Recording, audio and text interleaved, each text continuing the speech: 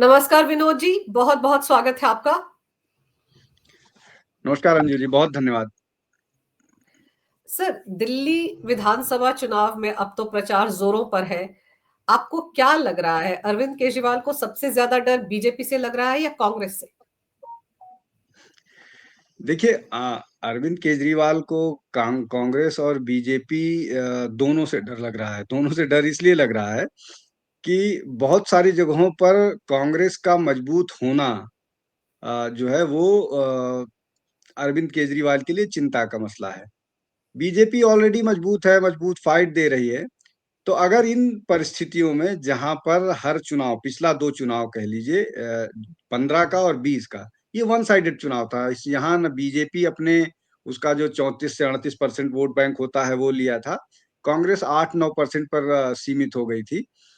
लेकिन अगर बीजेपी अपना वोट शेयर बढ़ा ले रही है, 38 को 40 कर ले रही है, और कांग्रेस अपना वोट शेयर बढ़ा ले रही है, तो ये सारे वोट जाएंगे कहाँ से? कौन लोग हैं, किनको छोड़ करके जाएंगे?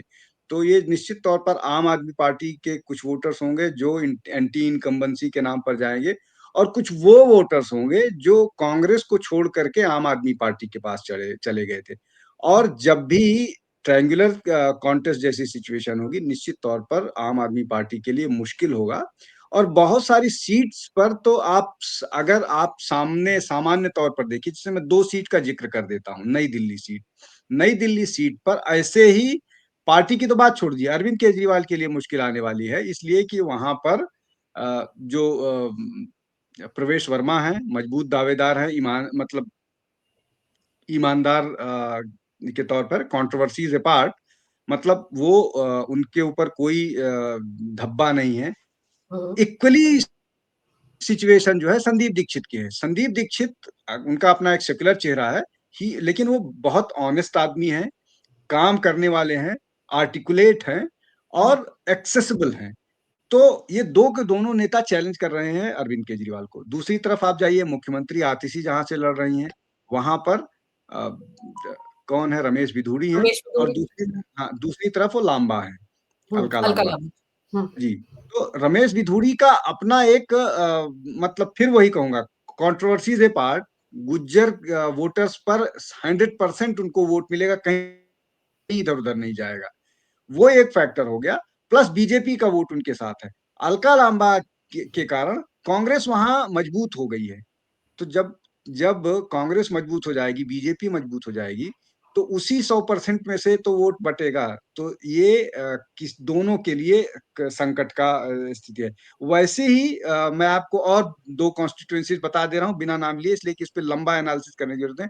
पटपड़गंज में भी लगभग वैसी स्थिति है, जहां स्पष्ट दिख रहा है कि ट्रायंगुलर कॉन्टेस्ट में आम आदमी पार्टी कमजोर हुई है। वैसा ही हाल जहां से मनीष सिसोदिया लड़ रहे हैं, जंगपुरा। जंगपुरा से। जी, जंगपुरा वाली स्थिति है। तो ऐसे ही बहुत सारी, वहां ताजदार बाबर का बेटा लड़ रहा है, मुझे उसका नाम ध्यान नहीं आ रहा है, कांग्रेस का कैंडिडेट है। और वहां पर बहुत सारे इलाके मुस्लिम वो हैं। तो और मारवा जो है वो बीजेपी का कैंडिडेट है, तो सिख वोटर्स प्लस बीजेपी का अपना वोटर। तो ये स्थिति है, जैसा मैं बता रहा हूँ कि 4 बड़े नेता, मतलब एक जो ओझा को बड़े फैनफेयर के साथ ले आया गया था। उप मुख्यमंत्री, सबसे इम्पोर्टेंट उप मुख्यमंत्री जो अब तक रहा है, मनीष सिसोदिया, नंबर 2 हमेशा से रहा है। मुख्यमंत्री फॉर्मर अरविंद केजरीवाल, और इनकम्बेंट मुख्यमंत्री, ये 3-4 सीटें तो आप ऐसी ही फंसी हुई दिख रही। तो आप सोचिए कि मोर और लेस 70 सीटों में भी कमोवेश ऐसी स्थिति है। वो 5-6 सीटें जो मुस्लिम डोमिनेटेड है, सीलमपुर, मुस्तफाबाद, तिमार, ये वाली जो सारी सीटें हैं, ये सारी सीटें जो हैं जहां पर मुस्लिम डोमिनेटेड, वहां पर कांग्रेस और आम आदमी पार्टी आपस में लड़ रहे हैं। वहां बीजेपी तीसरा फोर्स होगा और चुनाव जीतेगी नहीं, वो सिर्फ वोट कटवाएगा। तो ये कुल मिलाकर के स्थिति ऐसी है। जब ऐसी स्थिति बनेगी जहां पर ट्रायंगुलर फाइट हो रहा है और जहां पर नुकसान सिर्फ आम आदमी पार्टी का हो रहा है, और कुछ सीटों पर तो देखिए, हमेशा ये एक मान के चलिए कि जो रियल राइवल होता है पॉलिटिक्स में, ये सब चलता है। जैसे आरोप ये लगता है कि केरल में या वेस्ट बंगाल में किसी जमाने में कांग्रेस को हराने के लिए बीजेपी का कैडर चला जाता था लेफ्ट के साथ। केरल में भी इसी तरह का आरोप लगता रहा है।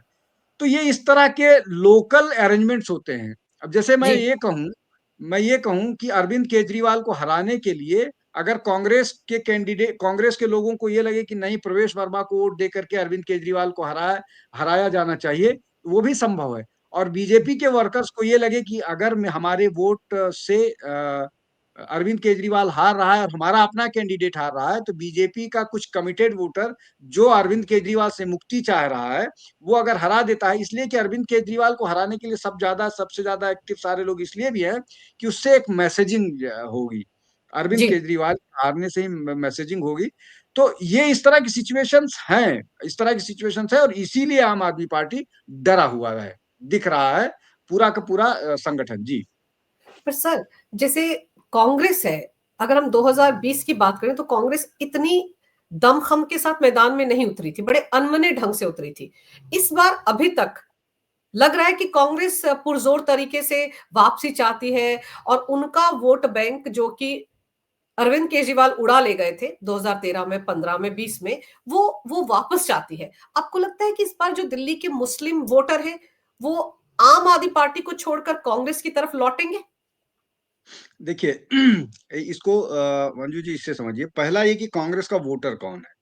कांग्रेस का वोटर अगर आप दिल्ली में बात करें, जैसे या अक्रॉस द कंट्री बात करें, तो जो सर्टेन वोटर है, जो निश्चित तौर पर कांग्रेस को वोट करता है, वो माइनॉरिटी वोटर है। बाकी कांग्रेस का जो पुराने जमाने में वोटर हुआ करता था, ब्राह्मण, एससी और मुस्लिम, ये तीन कॉम्बिनेशन हुआ करता था, जिसके नाम पर अक्रॉस द कंट्री इनको वोट पड़ता था और ये जीत जाते थे। ब्राह्मण वोटर पूरी तरह से इनको डिजर्ट कर चुका है। यादव और ठाकुर वोटर जो होता था, वो हमेशा हिंदुत्व का झंडा बरदार हुआ करता था। वो हमेशा जनसंघ और दीपक पर वोट किया करता था। ये ट्रेडिशनल है। बाद में बहुत सारे इक्वेशन मंडल के बाद, कमंडल के बाद बदले हैं, लेकिन पुराना जो था वो यही इक्वेशन हुआ करता था। खैर, तो ये इनका ट्रेडिशनल वोटर कौन था? इनका ट्रेडिशनल वोटर इनको डिजर्ट कर चुका है। अब इनके पास मुस्लिम वोटर बचा हुआ है। और दिल्ली में कास्ट के नाम पर वोट नहीं होता है, तो इनके पास झुग्गी झोपड़ी वाला वोटर था, जिसको ये बहुत सारी सुविधाएं, और झुग्गी को प्राइवेट करेंगे, झुग्गी को सुविधाएं देंगे, ये सब करके अपने साथ इकट्ठा करते थे। उन पर बीजेपी ये सब नहीं कर पाई। उन पर ये इसीलिए लगातार 3 चुनाव हारती रही। उन पर सीधे सीधे, जिसको बोलते हैं कि डाका डालना, आम आदमी पार्टी ने डाका डाला। वो कैसे? पानी फ्री, बिजली फ्री, पानी हाफ, और उसके बाद बस का किराया, ये सब करके ये किया। तो ये 2 चुनाव में इन्होंने ऐसा किया, और उसमें दिखाया कि आपका जो पैसा है वो सब कांग्रेस जो है वो बर्बाद कर रही है। और शीला दीक्षित के बारे में जिस तरह का स्टेटमेंट दिया करते थे, तो ये लगता था कि कांग्रेस जो है वो पैसे बर्बाद कर रही है। एक हम्म। मैसेजिंग गई, लेकिन वो मैसेजिंग अब रिवर्स हो रही है। इसलिए कि जो शीला दीक्षित पर जो आरोप लगाया था, सीएजी को लेकर के ही शीला दीक्षित पर आरोप लगाया गया था, वही रिपोर्ट अब इनके खिलाफ भी आ गई है। और उसका मैग्नीट्यूड जो है, उसकी इंटेंसिटी जो है, शीला दीक्षित पर जो आरोप लगे थे उससे 10 गुना ज्यादा है। तो वो एक बड़ा वोटर इनके साथ भाग करके आ रहा है। दूसरा जो फैक्टर है कि बीजेपी यहां पर भी हिंदुत्व वाला संघ के माध्यम से बढ़ा रहा है, तो वो हिंदुत्व के कारण एक बड़ा सेक्शन जो है वो बीजेपी की तरफ आ रहा है। लेकिन जो मुस्लिम वोटर है, वो कंफ्यूज हो गया है। कंफ्यूज क्यों हो गया है और आम आदमी पार्टी की तरफ क्यों नहीं जा रहा है? उसका 2-3 कारण है। पहला ये कि आम आदमी पार्टी लगातार ये बात कर रही है, अभी चुनाव से पहले, कि हम ग्रंथी और जो पुजारी। पुजारी हैं उनको देंगे। तो आप जैसे ही 2 नाव पर सवारी करने लगते हैं, तो दूसरा नाव वाला आपको छोड़ देता है। तो और आप जो ये नमाज पढ़ाने वाले लोग हैं, उनको आप पैसे नहीं दे रहे हो। मौलवी इस और बात इमाम। की, मौलवी मौलवी और उलमा, तो मौलवी और उलमा आपसे नाराज है। आप ग्रंथी और पुजारियों को सैलरी देने की बात कर रहे हैं। उसके अलावा आप अपना जितना भी कार्यक्रम है अभी वो शुरू कर रहे हैं, उसमें हिंदू ले आने की बात कर रहे हैं, जिसको सॉफ्ट हिंदुत्व की बात बीजेपी कह रही। तो जो ये जो जब आप चुनाव में इस तरह की बातें करने लगते हैं तो आपको ये एहसास होता है कि जरूर देयर इज समथिंग एमिस, कुछ है जो आपके लिए काम नहीं कर रहा है, और तब आप इसी तरह के आप बात करने लगते हैं। 2100 की योजना ले आए, ये सारी चीजें ले आए। फिर वो एक सम्मेलन किया था जिसमें साधु संतों को बुलाया गया था। सनातन सेवा समिति बनाने का ऐलान कर दिया। सनातन, सौ वही सनातन जी। बीजेपी की वो मंदिर समिति के इतने सारे लोग अपने साथ शामिल कर लिया, तो मुसलमान तो नाराज हो ही रहे होंगे ना। हाँ, तो ये इसके कारण मुस्लिम दूर भाग रहे हैं। अब जो बीजेपी कांग्रेस का कुछ कुछ कमिटेड वोटर होता है, उसका कास्ट से और उससे बाकी और चीजों से नहीं लेना देना। वो जो नाराज होकर के चला गया था, वो नाराजगी 2-3 चुनाव के बाद कुछ कम हुई होगी, तो वो फिर वापस आ रहा है। तो जो मैं लगातार ये कह रहा हूं कि कांग्रेस इस बार अक्रॉस द मतलब स्टेट 15% के आसपास वोट कास्ट करेगी।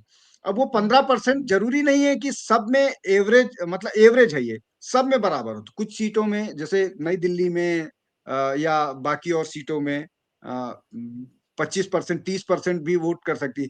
तो ये जो वोट उसका बढ़ेगा, ये वोट जो है वो उसको नुकसान करेगा, आम आदमी पार्टी के लिए सीधे तौर पर नुकसान करेगा, और कांग्रेस को फायदा होगा, और उसको सीट का भी फायदा हो सकता है।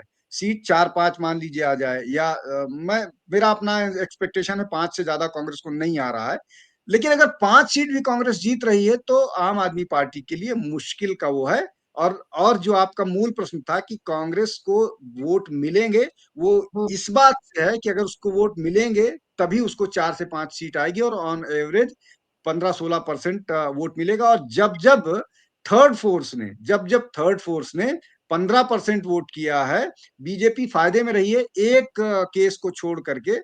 जब 2009 का जो चुनाव था, 2009 के चुनाव में बहुजन समाज पार्टी को 15% वोट मिला था, बीजेपी को 40%, 38% के आसपास, 39% के आसपास वोट मिला था, कांग्रेस को 40% वोट मिला था। उस समय जो दलित वोट था वो सीधे सीधे चला गया था मायावती के पास, कास्ट के नाम पर। दिल्ली में दलितों की बड़ी संख्या है। वो वोट सामान्यतः एंटी इनकम्बेंसी के नाम पर भारतीय जनता पार्टी को जाना चाहिए था, जो उनके कैलकुलेशन में कमी आई। इसीलिए जो तीसरा चुनाव था जिसमें 42 सीटें आई थी शीला दीक्षित को, वो बीजेपी तीसरी बार हार गई थी। वो इस बार होता हुआ नहीं दिख रहा है। इसलिए आम आदमी पार्टी इसीलिए डरी हुई है, और कांग्रेस के वोट बढ़ने से ही ऐसा होता हुआ मुझे दिख रहा है, और बीजेपी का वोट बढ़ता हुआ दिख रहा है। जी। पर सर, इसीलिए क्या ये माना जाए कि अरविंद केजरीवाल ने इंडी गठबंधन में ऐसी चाल चली कि ममता बनर्जी, जिनका कोई लेना देना ही नहीं है दिल्ली में, नाम लेने वाला कोई नहीं है टीएमसी का, वो भी आ गई कि हम तो केजरीवाल के साथ हैं। अखिलेश ने भी केजरीवाल को समर्थन दे दिया। उधर उद्धव ठाकरे की पार्टी वो भी कह रही है कि हम केजरीवाल के साथ हैं। ये क्या मैसेज है? क्या कहीं से दबाव डालने की कोशिश है कांग्रेस पर कि वो जो एग्रेसिव अपना कैंपेन चलाना चाहते हैं उसको कम से कम थोड़ा डाउन कर दें ताकि केजरीवाल जीत जाए? क्योंकि केजरीवाल तो यही रोना रो रहे होंगे कि अगर कांग्रेस इस तरह से चुनाव लड़ेगी तो मैं तो हार गया, बीजेपी तो जीत जाएगी, और बीजेपी के खिलाफ तो ये सारे के सारे लामबंद हो ही जाते हैं ना। देखिए, जो जो मैं फैक्टर्स बता रहा हूँ, जिन फैक्टर्स के कारण उनको ये लगने लगा है कि वोट जो है वो डिवाइड हो रहा है। तो हम्म, वोट का डिवाइड होना किसी भी दृष्टि से जो INDAI अलायंस है वो उसके लिए ठीक नहीं है। हम्म, इसीलिए चाहे तृणमूल कांग्रेस हो, चाहे समाजवादी पार्टी हो, चाहे उद्धव ठाकरे हो, या RLD RJD हो, ये हम्म, सारे लोग साथ खड़े हो गए हैं आम आदमी पार्टी के। हम्म, अब इसमें एक और बड़ा फैक्टर है।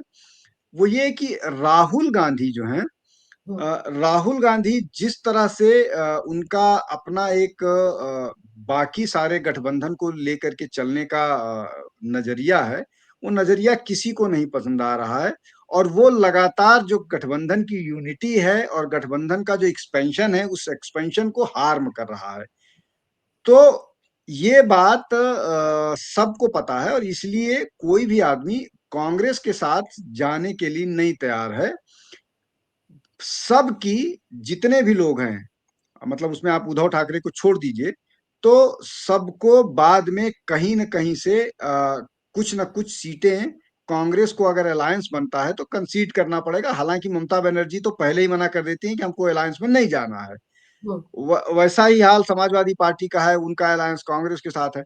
तो वो अगर अभी से ही इनको डिसोन करते रहेंगे या चाहे ममता बनर्जी की बात हो, तो अभी से अगर उनको डिसोन करते रहेंगे, तो बाद में इनको इनके साथ डील करने में, बाद में इनके साथ समझौता करने में आसान होगा, इनको देना कम पड़ेगा सीटों की मांग को लेकर के।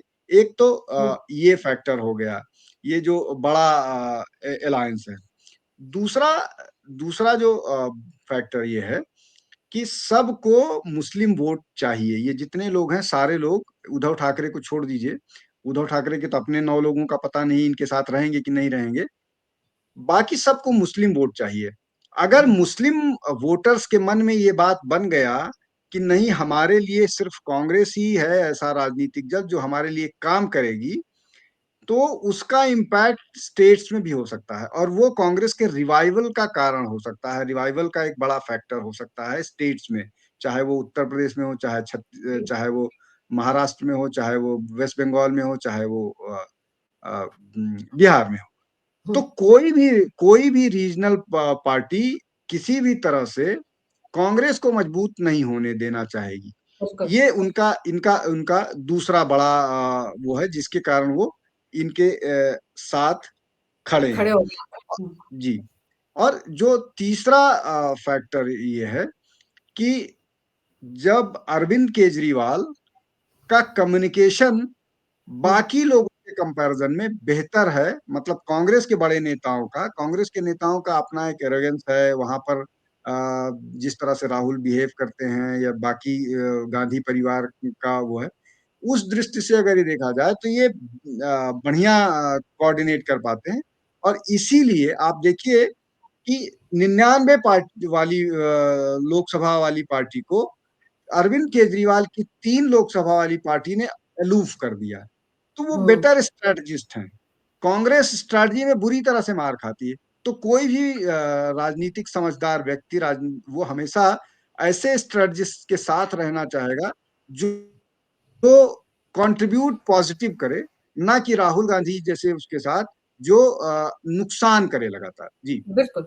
पर सर, आपको यही लग रहा है कि अगर पहले एक मुश्त जो वोट मिलता था मुसलमानों का आम आदमी पार्टी को, अगर 2-3 चुनाव की बात कर लें, वो इस बार बिखर गया है। ओवैसी की भी तो एंट्री हो गई है, वो भी तो कुछ ना कुछ वोट हासिल करेगा। ताहिर हुसैन जो है उसी की तरह मुस्तफाबाद से अगर मैदान में है, अरविंद केजरीवाल का पूर्व पार्षद, तो वो तो जेल में होते हुए भी चुनाव लड़ रहा है ना एक तरह से। तो वो तो वोट काटेगा वहां पर आम आदमी पार्टी के। पर क्या अरविंद केजरीवाल डर के मारे इतने कंफ्यूज हो गए कि उस वोट बैंक को जिसके सहारे वो चुनाव जीतते आ रहे थे सर, इस बार सॉफ्ट हिंदुत्व के चक्कर में उसको गवा बैठेंगे और वही उनकी सबसे बड़ी गलती होगी? देखिए अंजू जी, जो राजनीतिक दल 60% वोट या 62% वोट पाता है, और अगर आप दिल्ली का पॉपुलेशन देखिएगा तो दिल्ली में लगभग 11.5-12% के आसपास मुस्लिम वोटर हैं। तो अरविंद केजरीवाल को ये मालूम है कि अगर उनका जो वोटर है सारा का सारा वोटर वोट करता है, तो अगर मुस्लिम वोट डिवाइड भी होता है तब भी वो चुनाव जीतेंगे। ये एक कैलकुलेशन आम आदमी पार्टी का है। लेकिन जब उनको ये लगता है कि नहीं, हमारा जो अपना वोटर है, चाहे वो झुग्गी वाला हो, चाहे वो लोअर मिडिल क्लास का हो, चाहे मिडिल क्लास का वोटर है, वो भी खिसक रहा है, तब मुश्किल आएगी। लेकिन जब जब आप एक मजबूत उससे देखते हैं तो लगता है कि आपको मुसलमान के आधे वोट से भी काम चल जाएगा। तो मेरा मानना यह है कि राहुल अभी अरविंद केजरीवाल इससे बहुत ज्यादा निश्चिंत हैं कि हमको बाकी मतदान इतना ज्यादा इस तरह इस स्तर का होगा कि अगर मुस्लिम वोट डिवाइड भी होता है तो उससे फर्क नहीं बिल्कुल। पड़ता है। और सर वो इसी सर उस पर काम करते हैं। पर पर एक चीज ये है सॉरी। कि अगर सच में उनको ये लगता है कि उनको फर्क नहीं पड़ेगा, तो ये सिर्फ नई दिल्ली विधानसभा सीट को लेकर इतने परेशान क्यों हैं? क्योंकि पहले वो चुनाव आयोग से मिलने गए थे, मुख्य चुनाव आयुक्त से मिलने के लिए गए थे राजीव कुमार से, वहां पर भी रोना रोया कि फर्जी वोट बन रहे हैं। अब उन्होंने चिट्ठी फिर से लिखी है चुनाव आयुक्त को और उसमें फिर से कहा है कि प्रवेश वर्मा अपने घर के एड्रेस पर फर्जी वोट बना रहे हैं, जबकि जब वोटर लिस्ट जारी हो जाती है उसके बाद तो कोई नाम ना ऐड किया जा सकता है ना डिलीट किया जा सकता है। क्या पूर्व आईआरएस अधिकारी अरविंद केजरीवाल को ये समझ में नहीं आता? देखिए अंजू जी, अ, अरविंद केजरीवाल के झूठ बोलने का या उनके पॉलिटिकल ऑप्टिक्स बनाने का, नैरेटिव गढ़ने का कोई आदमी मतलब कोई उसको कहाँ तक वो जा सकते हैं, इसको कोई आदमी कल्पना नहीं कर सकता है। जितनी भी बातें वो करते हैं, जितनी भी बातें, आप उनका राजनीतिक इतिहास उठा करके देख लीजिए, किसी भी अपने पुराने स्टैंड पर टिके ही नहीं। हम्म। वो अपने आप को रेवेन्यू सर्विस का अधिकारी कहते हैं, मतलब रहे हैं, लेकिन जिस तरह के अर्थशास्त्र या अर्थतंत्र अर्थशास्त्र की बात वो करते हैं वो वायबल ही नहीं है। खैर, वो सारा का सारा उनका जो इकोनॉमिक्स है या सारा का सारा वो पॉलिटिक्स के इर्द गिर्द घूमता है।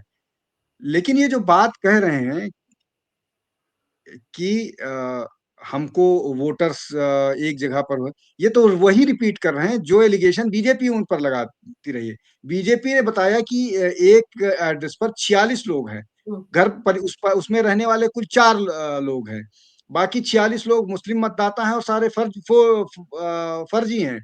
और ये बाकायदा उन्होंने गिनाया, तो ये बात वही रिपीट करने की कोशिश कर रहे हैं। मैं जैसा आपको पहले बता चुका हूं कि आम आदमी पार्टी को इस चुनाव में समझ में नहीं आ रहा है कि उनके साथ कौन सा वोटर खड़ा है इस बार। पिछली बार जैसे उनको लगता था कि नहीं, भीड़ उनके साथ है, और उसका इंडिकेशन मैं आपको एक बार फिर बता देता हूं। जब अरविंद केजरीवाल को गिरफ्तार किया गया था, हम्म। तो वो ये कहते थे कि दिल्ली जो है वो ठहर जाएगी, इतनी भीड़ होगी, इतना लोग विरोध में आएंगे कि दिल्ली को संभालना मुश्किल होगा, और हम्म। 100 लोग भी नहीं इकट्ठा हुए। इसके बाद एक के बाद एक लोग गिरफ्तार हुए, बहुत कुछ हुआ, और ये कोशिश करते रहे कि भीड़ इकट्ठा हो, 10,000 इकट्ठा कर पाए, नहीं इकट्ठा कर पाए। और हम सब ने जो इंडिया अगेंस्ट करप्शन वाला मूवमेंट था, अरविंद केजरीवाल के उसका मूवमेंट था, सबको देखा है, कवर किया है। उस हम्म। समय जिस तरह की भीड़ बिना बुलाए इकट्ठा होती थी, जब पहली बार शपथ लेने के लिए अपने घर से अरविंद केजरीवाल चले थे, तो मुझे भी असाइन किया गया था। उस ट्रेन पर मैं भी था बाकी पत्रकारों के साथ, कौशाम्बी से उनके घर से जो यात्रा आई, मतलब वो मेट्रो से आए थे ना शपथ जी। ग्रहण के। जी। तो उसमें भीड़ जो थी ना, वो भीड़ अपने आप आती थी, और जो रामलीला मैदान जो लोग पहुंचते थे वो अपने आप पहुंचते थे। वो मिसिंग है, वो नहीं दिख रहा है, लोग उस तरह का उत्साह नहीं दिखा रहे हैं उनको। अब अरविंद केजरीवाल के जो व्यवहार है, अरविंद केजरीवाल का जो दावा है, उन सब पर डाउट होने लगा है। तो ये जो पूरा का पूरा उनका बनाया हुआ वो बताने की कोशिश कर रहे हैं, या जो उसको अब जनता मानने के लिए नहीं तैयार है, चाहे वोटर्स को लेकर के हो, चाहे उनके प्रोमिसेस को लेकर के हो। जैसे वो 2100 का प्रॉमिस कर रहे हैं, तो 2100 वाला प्रॉमिस ही सिमिलर प्रॉमिस पंजाब में उन्होंने किया था। हम्म। क्या उसको कर पाए? सरकार बने लगभग 2 साल से ज्यादा हो गए हैं। जी। और और जो बिजली बिल माफी का है या पानी का है, उसमें भी बहुत झोल है। पानी आप कितने लोगों को आधा दे रहे हो, जब 10% दिल्ली या 20% दिल्ली को टैप से पानी मिल रहा है, या 30% दिल्ली को टैप से पानी मिल रहा है, 70% को पानी ही नहीं मिल रहा है। हम्म। तो तो ये इस तरह की की बातें हैं, और ये दिल्ली की जनता को पता है। अभी गर्मियां गई हैं, लोग टैंकर के लिए कितना परेशान, टैंकर से बिल्कुल। पानी पाने के लिए कितना परेशान थे, और वो सारे के सारे टैंकर माफिया आम आदमी पार्टी से जुड़े हुए लोग थे। तो ये लोगों को मालूम है। अब जनता बड़ी समझदार होती है, वो चुप है और इंतजार कर रही है। शायद वोटिंग के दिन का इंतजार कर रही है। सर, टैंकर माफिया से निजात दिलाने के लिए तो अरविंद केजरीवाल आए थे। शीला दीक्षित पर टैंकर माफिया से सांठगांठ का आरोप लगाते थे और कितनी घिनौनी भाषा का इस्तेमाल करते थे। बिजली कंपनियों की दलाल कहा था इन्होंने पूर्व सीएम शीला दीक्षित को। और आज जब ये बोलते हैं ना कि हमारी सीएम का अपमान किया है रमेश बिधूड़ी ने, तो इनको सोचना चाहिए खुद कैसी भाषा का इस्तेमाल करते थे। लेकिन सर, अभी देखिए जितना प्रचार हुआ है, पीएम मोदी ने 2 रैलियां की हैं, आज अमित शाह ने भी रैली की है, लेकिन राहुल गांधी खामोश क्यों है? वो वियतनाम चले गए, जब मनमोहन सिंह के लिए 7 दिन का शोक चल रहा था तो वियतनाम चले गए नए साल पे, वापस आए तो कहीं पे कॉफी बना रहे हैं। तो वो अभी तक चुनाव प्रचार में क्यों नहीं उतरे? बहना क्यों नहीं मैदान में उतरी? अभी नई नवेली एमपी बन के आई, उनको यहाँ पर कमान संभाल लेनी चाहिए थी दिल्ली की। देखिए, आपके एक प्रश्न में अंजू जी 2 प्रश्न हैं। पहला प्रश्न, दूसरा प्रश्न पहले। जब तक राहुल गांधी एक्टिव पॉलिटिक्स में है, प्रियंका वाड्रा को इम्पोर्टेंस नहीं मिलेगा। ये परिवार का निर्णय है और परिवार की मुखिया का निर्णय है, और इस परिवार की मुखिया ही कांग्रेस की मुखिया है। तो आपके दूसरे प्रश्न का प्रश्न उत्तर पहला। अब आपके पहले प्रश्न पर देखिए, राहुल गांधी जो है वो सीरियस पॉलिटिशियन नहीं है। वो पॉलिटिक्स उनको, मेरा अपना मानना है कि पॉलिटिक्स उनका टेम्परामेंट ही नहीं है। वो मतलब जिसको बोलते हैं ना कि एक किसी अमीर परिवार का जो दुलारुआ बेटा होता है, उसको पैसे आप दे दीजिए और वो मौज करता रहे, जाके चॉकलेट शेक पिए और बीच पर टहलता रहे। उसके बाद वो सर्दियों में किसी अच्छे हिल स्टेशन पर जा करके बर्फबारी देखे और उसको एंजॉय करे। और वो उस तरह के टेम्परामेंट वाले आदमी हैं। पॉलिटिक्स, और कम से कम इंडियन पॉलिटिक्स उनको सूट नहीं करता है। और और या इसको दूसरे तरह से आप करना चाहिए, जिस तरह की पॉलिटिक्स की गांधी परिवार या कांग्रेस अभ्यस्त है, आदि है, वो पॉलिटिक्स अब इंडिया में बदल गई है।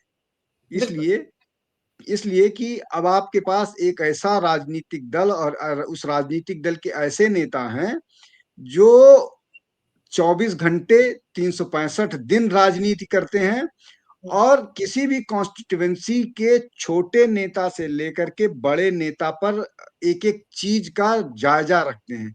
कौन किस तरह से काम कर रहा है, कौन नेता और जनता का व्यवहार कौन सा है, कौन सा इशू किस तरह से बिहेव कर रहा है।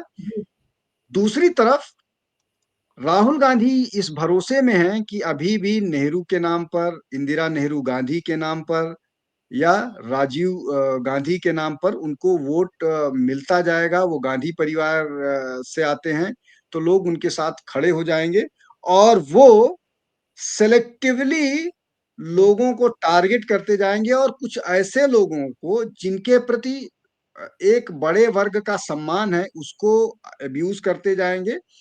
उससे अलावा मान लीजिए कि किसी भी व्यक्ति के लिए सम्मान कुछ कम लोगों का है, कुछ ज्यादा लोगों का नहीं है, फिर भी किसी भी व्यक्ति को आप आवश्यकता से ज्यादा आप टारगेट कीजिएगा, तो जी। आपको इस तरह की मुश्किल आएगी। दूसरा ये कि राजनीति, जैसा मैंने बोला कि जो पॉलिटिक्स है वो बदल गई है। आप जिस तरह की पॉलिटिक्स करते हैं कि 2 दिन आप चुनाव के समय सक्रिय रहे, उसके बाद आप छुट्टियों पर चले जाते हैं, और आपकी छुट्टियां भी बड़ी वियर्ड सी होती हैं, उसका कोई पता ही तर्क नहीं नहीं था कहाँ होता है। गए। जी, आप वियतनाम जाते हैं, आप साउथ एशियन कंट्रीज निकल जाते हैं, आप मतलब पता नहीं कौन कौन सा कंट्रीज है, उनका नाम लेना भी वो नहीं। आप उन जगहों पर आप जा रहे हैं अगर, तो आप, और दूसरा ये कि आप बताना भी नहीं चाहते हैं कि आप वियतनाम क्यों गए। लीडर ऑफ अपोजिशन का वियतनाम जाना, फिर जब बीजेपी वाले बोलेंगे कि वहां आप सोरोस के लोगों से मिलने गए थे, तो आप को बुरा लगता है। तो बिल्कुल। आपको, जब आप पब्लिक लाइफ में होते हैं, तो पब्लिक लाइफ वाले व्यक्ति की पर्सनल लाइफ नहीं होती है, आपको ट्रांसपेरेंट बिल्कुल। होना होता है। और आप जी। जेड सिक्योरिटी वाले व्यक्ति हो, आप पर टेररिज्म से थ्रेट है, तो आपको और इन सब चीजों को करना चाहिए। आप अपनी सिक्योरिटी से चीजें सर। छिपाते हो, इसका मतलब ये कि आप बहुत सारी चीजें छिपाते हो। और राजनीति इस तरह से नहीं चलती है कि आप अपना आधा समय बाहर बिताओ और चुनाव हो तो आ जाओ, और चुनाव में भी आप नहीं नजर आते हो। महाराष्ट्र में आप नहीं नजर आए, हरियाणा में नहीं नजर आए, और दिल्ली में चुनाव घोषित होने के बाद भी आप नहीं नजर आ रहे हो। सर, सर अब आपको क्या लग रहा है, क्योंकि देखिए लोकसभा चुनाव में कांग्रेस और आम आदमी पार्टी साथ साथ चुनाव लड़े थे दिल्ली में, पंजाब में अलग अलग थे, महाराष्ट्र में तो खैर आम आदमी पार्टी गई नहीं, हरियाणा में आम आदमी पार्टी ने कोशिश की कि कांग्रेस के साथ गठबंधन हो जाए, नहीं हुआ। अब दिल्ली में आमने सामने है, और अरविंद केजरीवाल डर के मारे यहां तक कह चुके हैं कि कांग्रेस और बीजेपी तो मिले हुए हैं। कभी कह देते हैं कि असदुद्दीन ओवैसी की पार्टी बी टीम है कांग्रेस की, कभी अब तो यहां तक कह रहे हैं कि कांग्रेस ही बी टीम है बीजेपी की। तो ये सब कुछ क्यों? क्योंकि केजरीवाल को समझ में आ गया है कि अगर कांग्रेस अच्छा प्रदर्शन करेगी इस विधानसभा चुनाव में तो उनकी लंका लगना तय है और बीजेपी को फायदा होगा। देखिए, अरविंद केजरीवाल जो आप बातें कह रही हैं वो इसीलिए कह रहे हैं कि कांग्रेस और बीजेपी मिले हुए हैं और कांग्रेस और बीजेपी का चुनाव में इस तरह का कुछ तारतम्य है कि वो आम आदमी पार्टी को हरा सकते हैं। लेकिन मेरा अपना मानना यह है कि कांग्रेस और बीजेपी कोई इंटेंशनल तारतम्य के साथ नहीं है। इसमें भी दो फैक्टर है। पहला ये कि कांग्रेस का जो वोट परसेंट बढ़ रहा है वो कांग्रेस के प्रयासों से नहीं बढ़ रहा है, वो एंटी आम इनकम्बेंसी आदमी लेकर। जी, वो आम आदमी पार्टी के से नाराजगी के कारण का बढ़ रहा है। अब बहुत सारे ऐसे लोग हैं जो आम आदमी पार्टी को जो वोट करते थे, वो बीजेपी को वोट नहीं करना चाहते हैं। उसमें बड़ा वर्ग मुसलमानों का है, जो बीजेपी को वोट नहीं करेगा, तो वो कांग्रेस की तरफ ही जाएगा। बहुत सारे लोग मान लीजिए सिर्फ इसलिए वोट ना करना चाहें कांग्रेस आम आदमी पार्टी को, तो वो नाराजगी है उनकी। जैसे बहुत सारे लोगों को डिफेंड करने की उम्मीद मुस्लिम समुदाय कर रहा था, वो नहीं किया आम आदमी पार्टी ने। तो वो सारी चीजें हैं, तो उसके कारण लोग अगर नाराज होंगे तो वो जाएंगे कांग्रेस के पास। एक फैक्टर हो बिल्कुल। गया।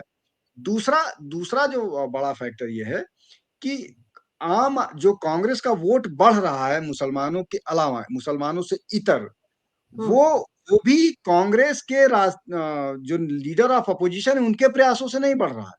वो एंटी इनकम्बेंसी वाला वहां भी मामला है। वो नॉन मुस्लिम वोटर्स जो हैं, वो बहुत सारे हिंदूज भी बीजेपी को पसंद नहीं करते हैं, तो वो भी उधर जाना चाहेंगे, उधर वोट करेंगे। तो ये जो जी। वोट शिफ्ट हो रहा है, इसमें कांग्रेस के बड़े नेताओं का प्रयास नहीं है। तो बिल्कुल ये सर। वो अपने जी। सर बिल्कुल सही कह रहे हैं आप, क्योंकि जो 99 सीटें कांग्रेस ने जीती वो भी अपने क्षेत्रीय दलों के कंधों पर सवार होकर ही जीती हैं।